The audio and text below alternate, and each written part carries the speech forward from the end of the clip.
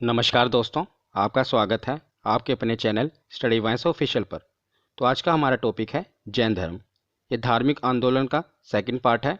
इसे पिछले पार्ट में मैंने धार्मिक आंदोलन में बौद्ध धर्म के बारे में कवर कराया था। अगर आपने बौद्ध धर्म की वो वीडियो को नहीं देखा, मैं ऊपर आई बटन में उस वीडियो का लिंक डाल दूंगा। आप इस वीडियो के ख़त्म होने के बाद उस वीडियो को भी ज़रूर देख लेना। तो आज हम पढ़ेंगे जैन धर्म के बारे में। तो इस वीडियो में हम देख लेते हैं कि आज हम क्या क्या पढ़ेंगे। मैं आपको बता देता हूँ। तो हम पहले देखेंगे कि आखिर जैन धर्म की शुरुआत कैसे हुई, और उसके बाद में सबसे महत्वपूर्ण है जैन धर्म में महावीर स्वामी जी।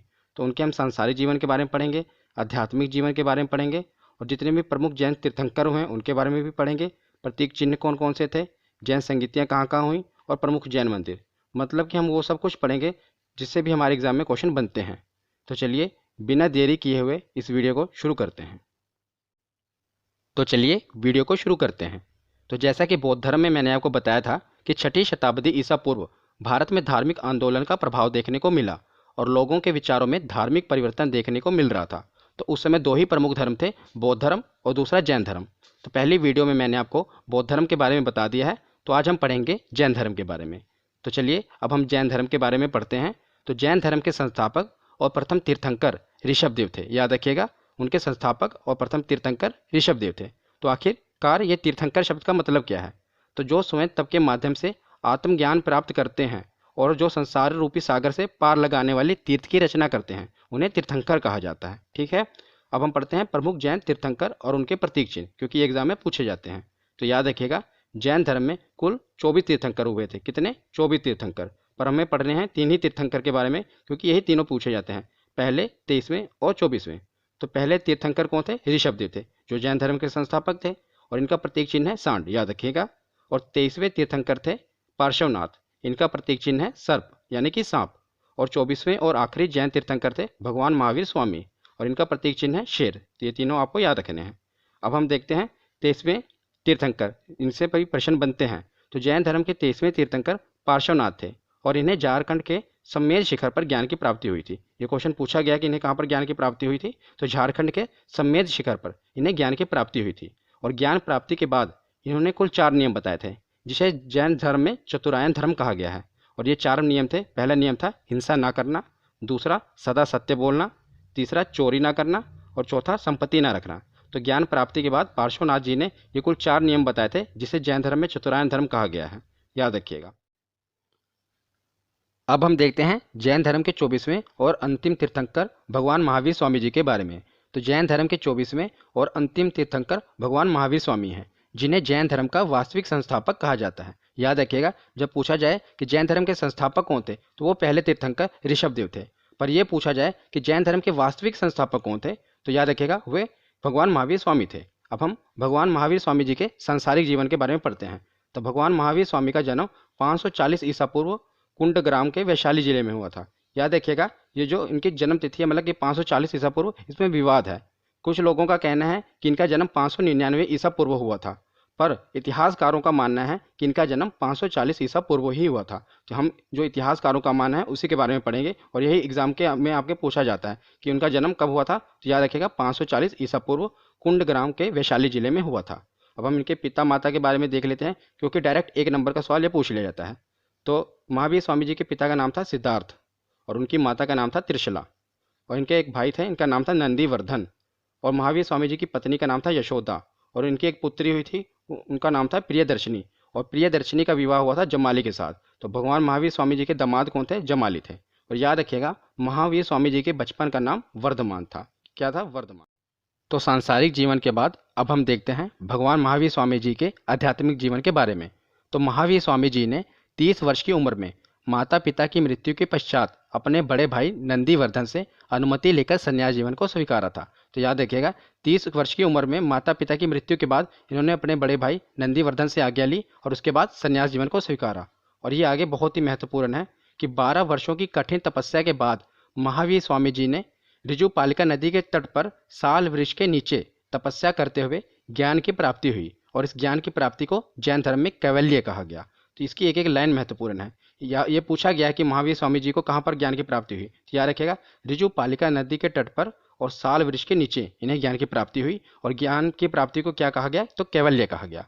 तो उसी समय जब इन्हें ज्ञान की प्राप्ति हुई तो इन्हें अरहत, जिसका मतलब है पूज्य, निर्ग्रंथ, बंधनहीन और जिन यानी कि विजेता कहलाए, और इनके अनुयायी जैन कहलाए। और महावीर स्वामी जी ने अपने उपदेश जो हैं वो प्राकृत भाषा में दिए हैं। ये पूछा गया है कि उन्होंने अपने उपदेश किस भाषा में दिए हैं, तो याद रखिएगा प्राकृत भाषा में इन्होंने अपने उपदेश को दिया है। और इन्होंने अपना पहला उपदेश राजगीर में दिया और अंतिम उपदेश पावापुरी में दिया। तो जब ज्ञान प्राप्ति हुई महावीर स्वामी जी को तो इन्होंने कुल 5 नियम बताए।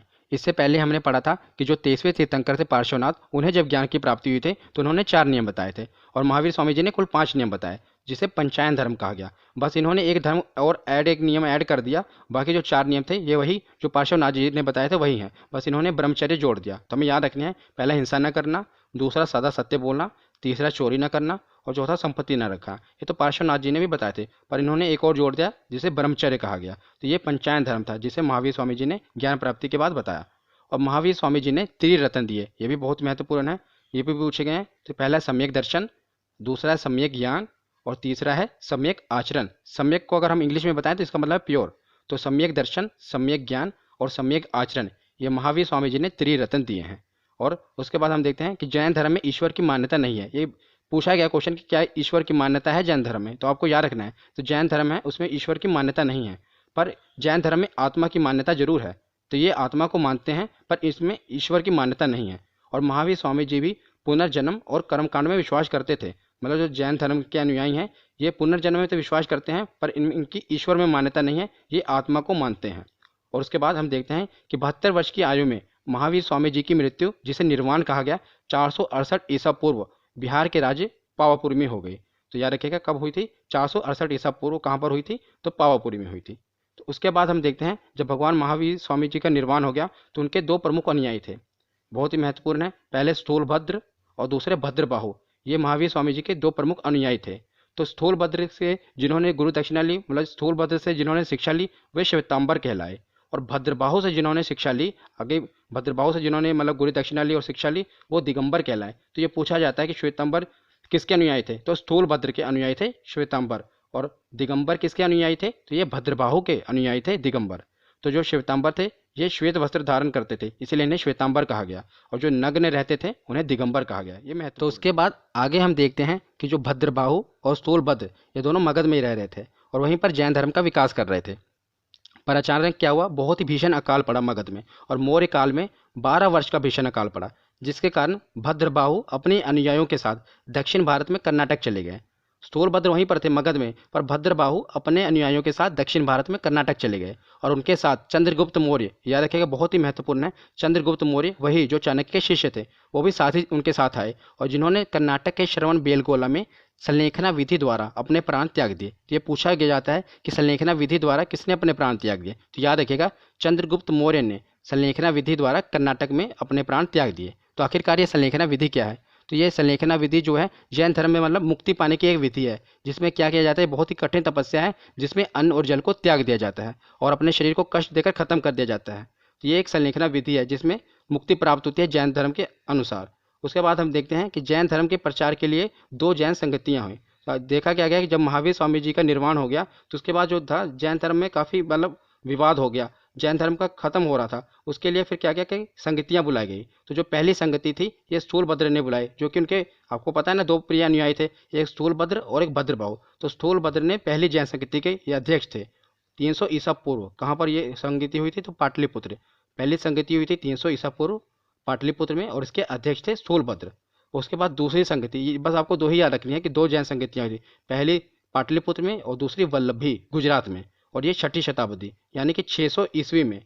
और देखें आप कितना डिफरेंस आ गया, पहली 300 ईसा पूर्व में हुई और दूसरी 600 ईस्वी में हुई, मतलब कि 900 सालों का डिफरेंस। ये ईसा पूर्व है और ये ईस्वी है। इसीलिए देखा गया कि जो यह भी एक कारण था कि जैन धर्म का इतना विकास नहीं हो पाया, क्योंकि जो जैन संगतियाँ थी उसमें भी इतना लेट हो गई। जैन संगतियाँ क्या थी, जिसमें सबको बुलाया जाता था और जैन धर्म के बारे में बताया जाता था, पर उसमें इतना लेट हो गया कि 900 साल लग गए दूसरी जैन संगति में। इसलिए जैन धर्म का इतना विकास नहीं हो पाया जितना कि बौद्ध धर्म का विकास हो गया। और दूसरे जो जैन संगति थे इसमें अध्यक्ष कौन थे, तो क्षमा श्रवण। ये पूछे जाते हैं कि आप कई क्वेश्चन में आपको ज़्यादा कन्फ्यूजन क्या होती है, बच्चे क्या करते हैं पहले स्थूलभद्र और दूसरे में अध्यक्ष लगा देते हैं भद्रबाहु को, जबकि भद्रबाहु नहीं थे। क्योंकि आप देख रहे हैं ना कि 900 साल तक थोड़ा ना वो जिंदा रहेंगे, तो याद रखिएगा दूसरे में अध्यक्ष कौन थे, तो क्षमा श्रवण थे। और ये पूछा गया था एग्जाम में कि जो जोशी जैन संगति हुई कहाँ पर थी, तो ये वल्लभी जो कि गुजरात में यहाँ पर हुई थी। वल्लभी से आप याद रख सकते हैं कि जो कि वल्लभ भाई पटेल वो कहाँ के थे, तो गुजरात थे, इसलिए वल्लभी गुजरात में ही है। और जैन धर्म में कुछ प्रमुख राजा थे, ये भी पूछे जाते हैं, इन्हें आप कवर कर लीजिए। पहले उदयन, दूसरे वंद राजा, तीसरे चंद्रगुप्त मौर्य जिन्होंने संलेखना विधि द्वारा अपने प्राण त्याग दिए, और चौथे कलिंग नरेश खारवेल, पांचवें राष्ट्रकूट राजा अमोघ वर्ष। तो राष्ट्रकूट वंशों के बारे में मैंने आपको बहुत ही विस्तार से बताया है, अगर आपने उस वीडियो को नहीं देखा तो आप उसे भी इतिहास की प्लेलिस्ट में देख लीजिएगा। उसमें मैंने पल्लव राजा, राष्ट्रकूट राजा, जितने भी दक्षिण भारत के राजा उसके बारे में बताया हुआ है। और आखिरी थे चंदेल चाचा। तो ये जो जैन धर्म के कुछ प्रमुख राजा थे जिनके बारे में एग्जाम में पूछा जाता है। तो आखिर में हम देखते हैं प्रमुख जैन मंदिर जिनसे हमारे एग्जाम में प्रश्न बनते हैं। तो पहला, मौर्य काल में मथुरा जैन धर्म का प्रमुख केंद्र था। तो मथुरा में बहुत से जैन धर्म के मंदिर हैं, क्योंकि उस समय ये जैन धर्म का प्रमुख केंद्र था। और मथुरा जो कला है ये भी संबंध किससे है, जैन धर्म से है। मथुरा कला का संबंध भी जैन धर्म से है। आपने सुनी ना मथुरा कला, गंधार कला, तो जो मथुरा कला है इसका संबंध जैन धर्म से है। अब दूसरा पॉइंट देखते हैं। तो कर्नाटक के चामुंड शासकों ने श्रवण बेलगोला में विशाल बाहुबली की मूर्ति, जिन्हें गोमेतवेश्वर भगवान की मूर्ति कहा जाता है, का निर्माण करवाया था। ये पूछा जाता है किसने करवाया था, तो याद रखिएगा चामुंड शासकों ने करवाया था। और कहाँ पर करवाया था, तो श्रवण बेलगोला, वहीं पर जहाँ पर चंद्रगुप्त मौर्य ने संलेखना विधि द्वारा अपने प्राण त्यागे थे, वहीं पर बाहुबली की मूर्ति, आप देख रहे हैं ये बाहुबली की मूर्ति है, जिन्हें भगवान गोमतेश्वर की मूर्ति कहा जाता है, उनका निर्माण करवाया। और तीसरा पॉइंट देखते हैं। तो मध्य प्रदेश में चंदेल शासकों ने खजुराहो में जैन मंदिरों का निर्माण करवाया। तो ये जो खजुराहो के मंदिर है तो ये तो विश्व प्रसिद्ध है, ये यूनेस्को के हेरिटेज साइट में भी है। तो याद रखिएगा खजुराहो के जो जैन मंदिर है इनका निर्माण कहाँ पर है, मध्य प्रदेश में चंदेल शासकों ने करवाया था।